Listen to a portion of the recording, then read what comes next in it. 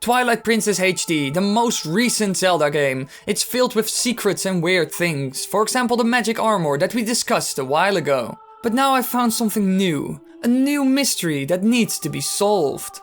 How does the Zora Armor work? Well, it's more complicated than you might think.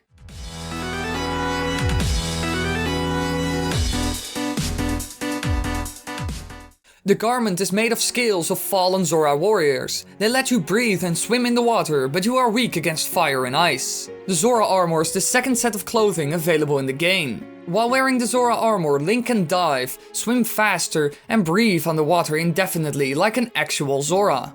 The Zora Armor is necessary to complete the game, as it is needed in the Lake Bed Temple to retrieve the third and the final fused shadow. If Link falls into the icy lake of Snow Peak or the lava in Goron Mines while wearing the armor, he will lose 20 hearts. He will also take double damage from any other fire or ice based attacks, such as fire arrows or spears of chill foes. Since only 20 heart containers are obtainable in the game, falling into the lava with the armor on will result in an instant game over even if Link is at full health. The Zora Armor is considered the Twilight Princess version of the Zora Tunic, Zora's Flippers and Zora Mask.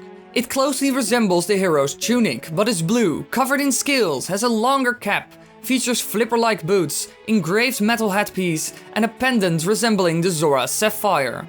While underwater, a strip of navy cloth covers Link's lower face, presumably filtering oxygen out of the water. Alright, let's find out how this armor works. First up, let's look at the scales that cover the armor. Would they really protect Link from any harm, and do they have any other handy features? Well, given that the Zora Armor allows Link to breathe and swim underwater indefinitely, it is possible that it has silver scales sewn into it, and it may also incorporate a Zora Tunic.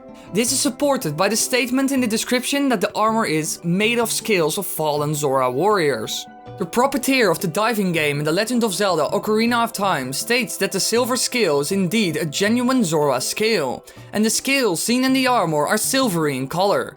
It is possible that it was produced by sewing silver scales into a blue tunic. So maybe the scale stores oxygen or enhances his lung capacity or abilities. Same goes for the tunic. So that would explain why Link would be able to swim underwater. But what about the piece of cloth that's in front of Link's mouth when he jumps into the water? Well, some would say that it might be some sort of filter that allows oxygen to pass through and stops water. But that's completely impossible. That's because 1 liter of air contains 200 milliliters of oxygen, so that's 20%. And 1 liter of water contains 5 to 10 milliliters of oxygen, so that's 1% instead of the normal 20. So it would be impossible for Link to survive because the water would never contain enough oxygen. And besides that, oxygen molecules are bigger than water molecules, so water would just go through the filter. Now what about the armor's strength? Would the scales really stop sword cuts and other attacks? Well, let's take a look at different types of fish scales and what type of armor it is. Scales vary enormously in size, shape, structure and extent, ranging from strong and rigid armor plates in fishes such as shrimp fishes and boxfishes, to microscopic or absent in fishes such as eels and anglerfishes. There are 4 types of fish scales.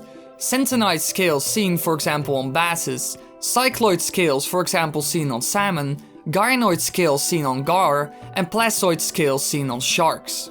The gynoid scales are the strongest and the toughest out of all of these scales. They are also the same shape as the scales that we see on the Zora Armor. Gynoid scales are diamond shaped, shiny and hard. These would fit perfectly with the Zora and the Zora Armor. We can see in the game that the Zora have a shiny skin, and that guards don't wear armor on their bodies, implying that it would not be necessary, maybe because of their already tough scales. In gynoid scales, the hard outer layer is called gynoin.